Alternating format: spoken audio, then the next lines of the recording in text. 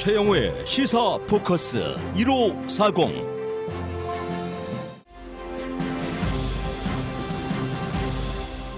최영우의 시사 포커스 1540 2부는 LA에서 제일 맛있는 떡집, 각종 행사 및 맞춤 전문 서울 떡집 제공입니다.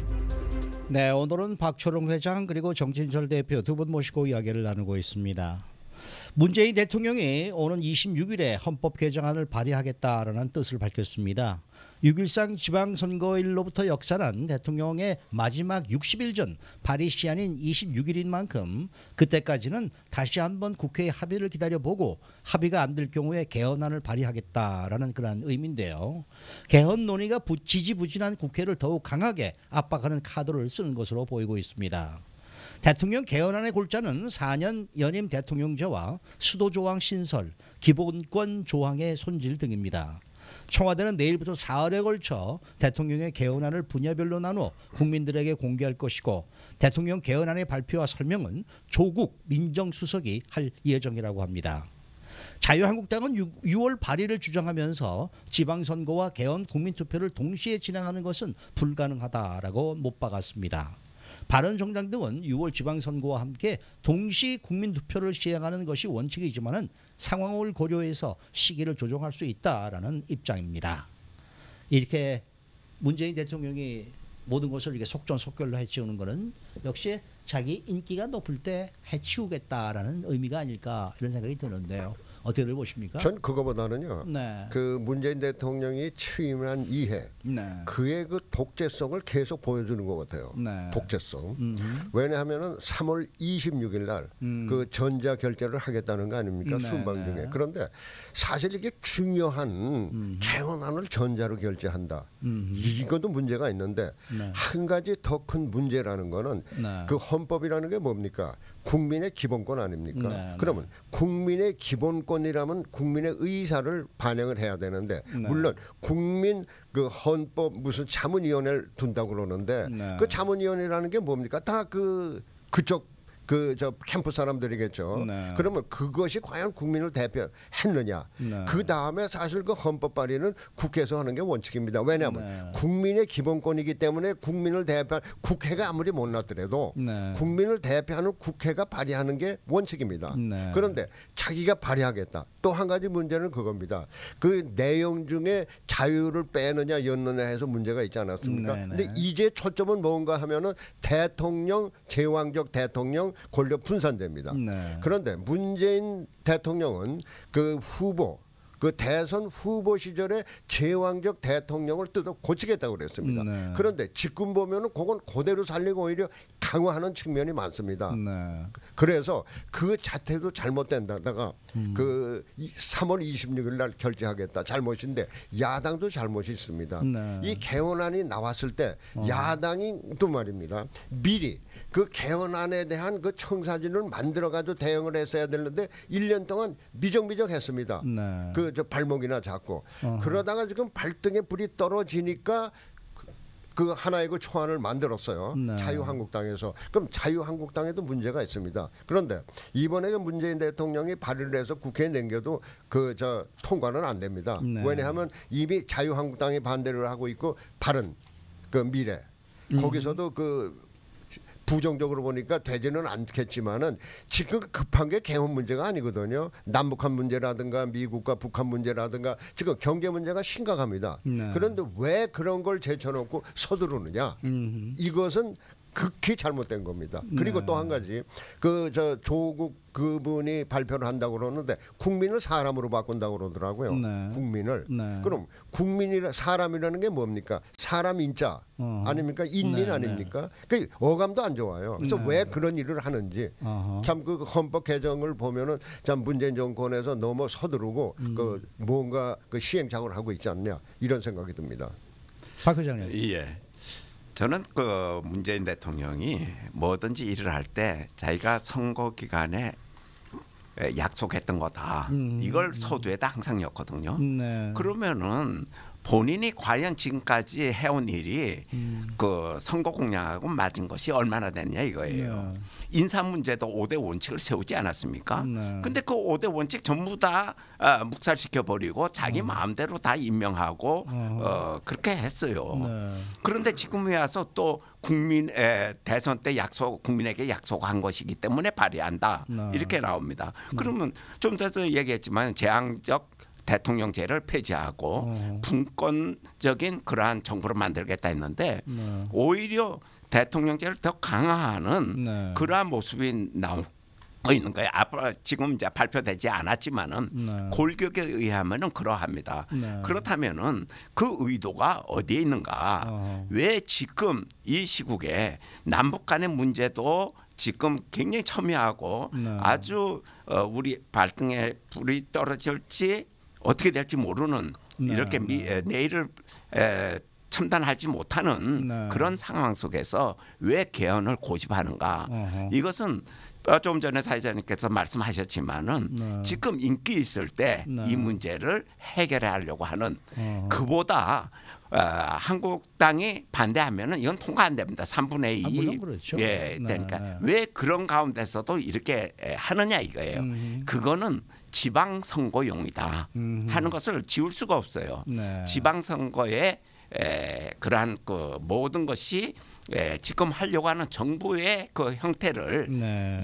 야당이 사사건건에 발목을 잡는다. 네. 그러니 우리 여당에게 더 힘을 실어줘야 되고 네. 앞으로 이러한 계획에 있어서 네. 우리의 그 정부의 그 하는 일에 대해서 국민 네. 모두가 적극적으로 참여해 줘야 된다는 그러한 그 메시지가 강력하게 담겨 있기 때문에 네. 더 그러지 않았나 하는 생각이 들고 지금 그 한국당에서 주장하는 분권 내각 책임제라든가 이런 문제 있잖아요. 네. 지금 가만히 문재인 정부를 돌이켜 보면은 네. 지금 국무총리가 누굽니까? 어허. 저는 이름조차 금방금방 생각나지 않을 정도로 네. 국무총리가 하는 일이 없어요. 네. 지금 저 남미에 가 계십니다. 네. 지금 뭐 네. 대북 특사 문제라든지 남북한의 문제라든지 네. 어떠한 문제 정부 그 안에서의 예무부 장관이 해야 될 내각에서 해야 될 그런 문제들 이것은 흔적조차 없고 네. 청와대만이 있는 현실이에요. 네. 청와대에서 이번에 그 뭐예요? 남북 회담 그 준비위원장이 누굽니까? 임종석 비서실장 아닙니까? 네. 또 헌법 이것도 걔네 누굽니까? 조국 네. 민정수석이에요. 네. 청와대 안에서 모든 정책과 나라 살림을 지금 도맡아서 진행하고 있는 거예요. 이런 나라가 세상에 어디에 있습니까? 네. 외교는 예무부 장관이 나서서 해야 되고 국정원장은 나라의 정보, 그 안보 문제라든가 이런 것을 해나가야 되는데 국정원장이 딱 주적인 북한에 가가지고 김정일 앞에서 조아리고 앉아 있고 네. 김영철이가 내려오니까 그 앞에서 밤새도록 술이나 마시고 있고 이 나라가 지금 어떻게 되어가는지 술 지금 마신다는 얘기는 정확한 얘기입니까? 담배 피웠다는 네. 얘기고 네. 그런 거. 그거는 제가 정확한 정확한 얘기만 다음에 폈다가 아니라 정확한 흡연을 얘기만 하셨습니다. 해주세요. 그랬습니다. 흡연을 하셨습니다. 네. 그거서 제가 말을 좀 잘못했습니다. 정정합니다. 네. 흡연을 했다든지 네. 이런 문제 정말 그 사람들의 모든 행적에 대해서 하나씩 파헤쳐서 국가 안보에 그러한 힘이 되어주고 그러한 틀을 쌓아가야 될 알겠습니다. 그런 정보기관에서 정말 같이 그렇게 있다는 것은 거기에 또 대표성을 발휘해서 나간다는 것은 여러 가지 그 문제가 있지 않는가. 그러면은 이거 한 가지만 여쭤볼게요. 개헌은 해야 된다는 데는 동의하시죠?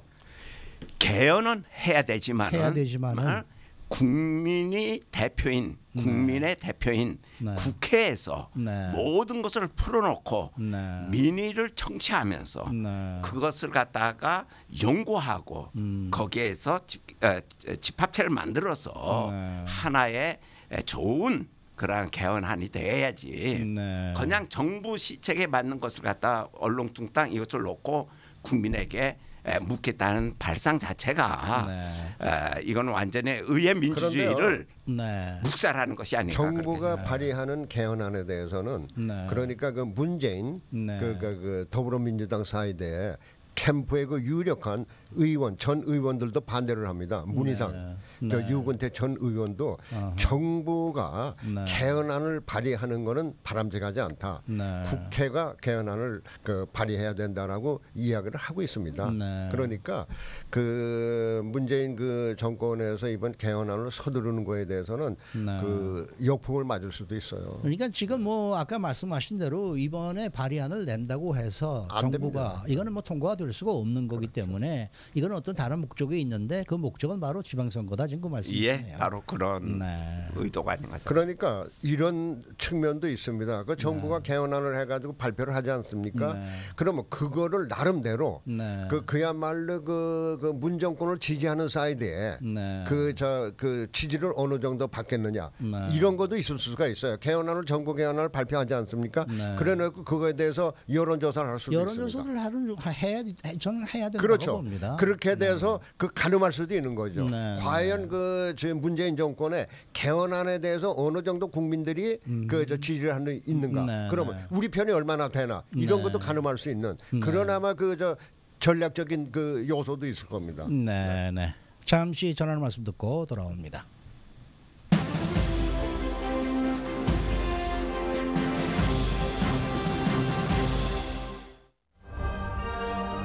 하루 동안 발생한 각종 사건 사고는 물론 주요 이슈를 가장 빠르게 전해드립니다. 매일 저녁 5시에서 7시 이브닝 뉴스에서 뵙겠습니다.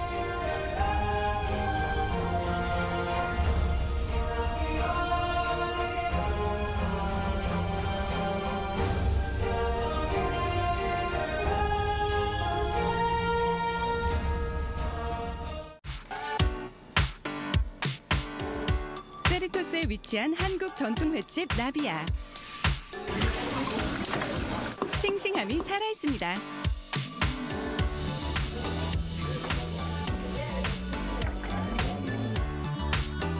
신선함에 반하고 스키다시에 2번 반하는 곳. 정성 가득, 맛 가득, 스키다시가 한상 가득. 스키다시를 포함한 모든 메뉴 투표도 가능합니다.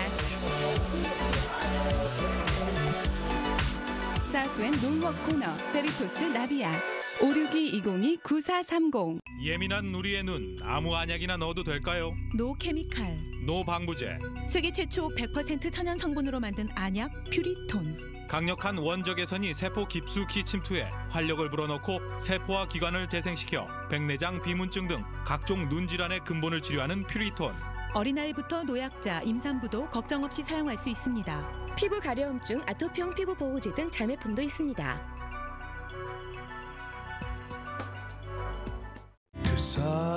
정말 초대하는 마음으로 갑니다. 제가 초대한 자리를 그냥 흔쾌히 받아주신다면 여러분과 저하고 지금 음악으로 소통하는 시간 한번 만들어 보겠습니다. 최선을 다해서 준비해서 갈게요. M프로덕션과 라디오 코리아가 함께하는 2018 띄어러 이문세 LA 공연은 오는 3월 30일 금요일 저녁 7시 30분 마이크로소프트 극장에서 펼쳐지며 입장권은 AXS.com 또는 라디오 코리아, 한남체인 전 지점에서 구입할 수 있으며 문의 M프로덕션 213-637-0111 라디오 코리아 213-487-1300. 신기환을 아십니까? 천연 약재를 특별한 발효 공법으로 제조하여 약성이 높고 흡수가 빠르며 체질에 관계없이 누구나 효과를 볼 수 있습니다. 신장의 기운을 되살려 남성들을 다시 세워줄 정말 신기한 신기환. 여성분들 면역력 강화, 갱년기 극복에도 탁월한 신기환. 이제 남성들이여 다시 일어나고 여성들이여 갱년기에서 벗어나자.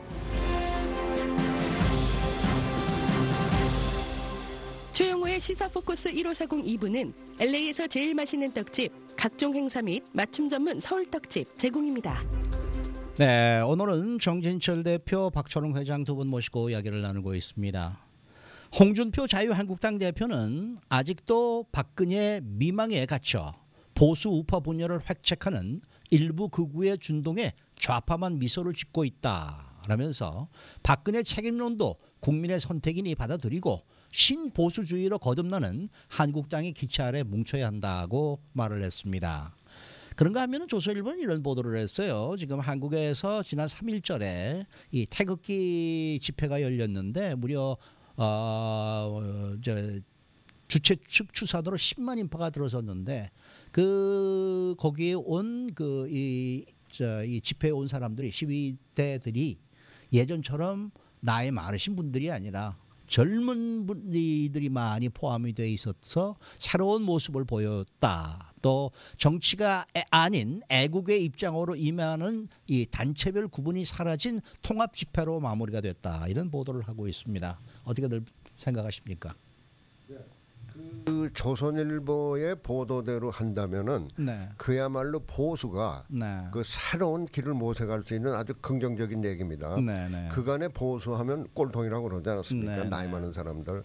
근데 그 젊은 사람들이 하나의 애국 또 다른 목적으로 모였다 하면은 그런 게 있을 거예요. 사실 그간에 그 가장 그 한국 젊은 사람들의 문제는 취업 문제입니다. 네. 근데 지금 취업이 그 신통치가 않지 않습니까? 네, 네. 그리고 뭔가 그 젊은 사람들이 희망을 줄 수 있는 청사진은 많이 폈는데 실제로 되는 게 없어요. 네. 그러니까 그것이 자칫 그 반문 그 반문 하나의 그 촛불처럼 네. 태극기 바람으로 일어날 수가 있는데 그 이제 그 한 가지 그 홍준표 의원이 아까 지적한 대로 아직도 그 박근혜 그 미망에 사로잡혀서 극우 보수 네. 극우 보수라는 거는 박근혜 그 전 대통령의 탄핵 무효라고 주장하는 그 네, 나이 많은 네, 사람들을 지적하는 걸 네, 겁니다. 네, 그런데 여기서 이제 문제가 있는 게 그 보수의 문제점이 그겁니다.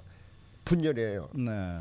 미국서도 그래요. 그 어떤 뭐 3.1절에 그 문재인 그 정권을 타도하는 모임을 하면요, 시위를 하면은 나는 저 단체가 나가니까 안 나간다 이런 식이에요. 네. 보수가 뭉치질 못합니다. 네. 그런데 자칫 우선 태극기의 물결이 일어났던 거는 좌우지간 박근혜 전 대통령의 탄핵을 반대해서 일어난 거 아닙니까? 네. 그러니까 그런 세력을 극우 보수가 그 보수를 쪼개려는 그런 식으로 홍준표 대표가 매도해서는 안 되죠. 네. 그것도 같이 받아들이고 네. 뭔가 하나의 그 집회, 시위라는 건 목적이 있어야 됩니다. 네. 그 애국이라는 거는 막연하지 않습니까? 무슨 애국입니까? 네. 하지만 박근혜 그 탄핵, 무효, 석방이라는 거 하나의 뚜렷한 목적이 있는 거예요. 네. 그러니까 그것을 목적으로 세워놓고 부수적으로 거기에서 그 애국 이런 문제를 갖다 결부시키는 게 옳지.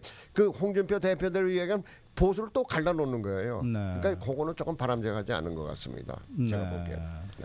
예, 바로 그겁니다. 홍준표 대표가 크게 잘못하고 있는 것은 보수를 둘로 나누는 있는 거예요. 네. 극보수와 신보수. 네. 이것을 둘로 나누어서 어떻게든 신보수로 나가려고 하는데 네. 이것은 크게 잘못된 거죠. 원래 보수의 그 밑바닥이 뭡니까? 보수의 밑바닥이 보수라는 기치열에서 신 그다음에 뭐 진 이것을 떠나서 네.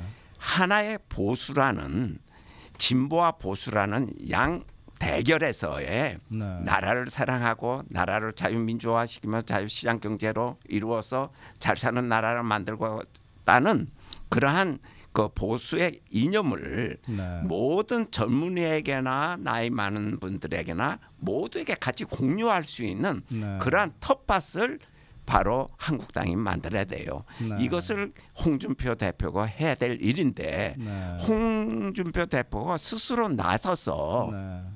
아주 극보수로 신보수로 이렇게 나눠버린다고요. 네. 그렇다면 뭐냐면은 극보수인 사람은 오케이 우리가 안 받아들인다. 너희들 할 길로 가라.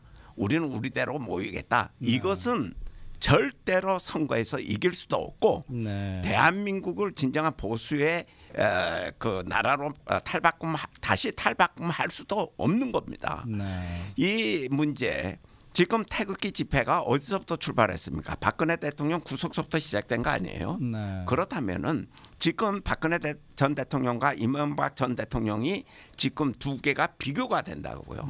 과연 어느 전 대통령이 저울에 더 무게감이 있느냐 이게요. 네. 무게가 있다는 얘기는 누가 더 죄가 많느냐 얘기예요. 네. 우리가 볼 때도 이건 분명히 한쪽에 기울이지 않아요.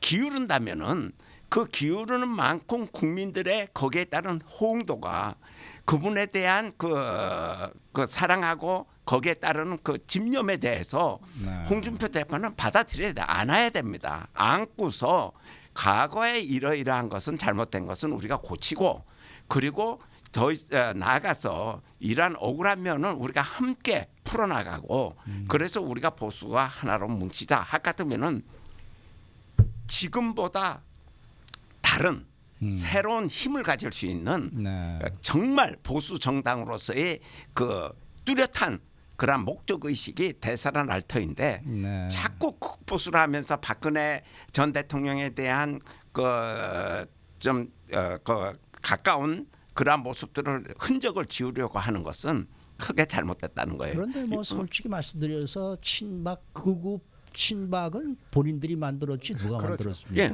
그러니까 그것을 왜 극우 보수를 하면서 밀어내느냐 이거예요. 자기들이 극우 보수라고 해서 자기들은 완전히 다른 보수와 다른 사람이다라고 자신들을 밀어내는데요. 그러니까 그 보수를 끌어안아야죠.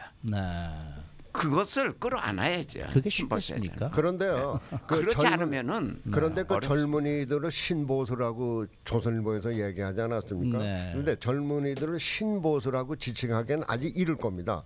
왜냐하면 젊은이들이 태극기를 들고 나와서 애국을 내세웠다면 젊은이들의 목적이 있는 겁니다.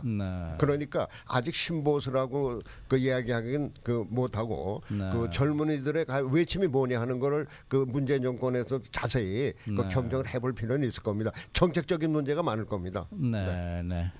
자, 뭐 더 하실 말씀? 저 이번에 그 패럴림픽 개폐식에 갔다 온 분이 하는 얘기가 있어요. 어디에 갔다 오셨다고요? 저기 동계 패럴림픽 갔다 오신 분이 얘기가 있어요. 한반도기만 있고 태극기는 없더라. 개회식장이나 이런데 개회식이나 배식이나 그 얘기를 하더라고요. 나는 못 봤기 때문에 거기에 확실한 건지는 제가 단언할 수 없지만은 거기서 직접 보고 온 분이 그 얘기를 해요. 그렇다면은 보수 정당이라면은 그 문제에 대해서도 강력하게 얘기할 수 있는 그런 목소리가 있어야 되죠. 알겠습니다. 두 분 오늘 수고 많으셨습니다. 감사합니다. 수고했습니다. 자, 오늘 프로그램 여기까지입니다. 잠시 후에는 민성의 정보 스페셜이 방송됩니다.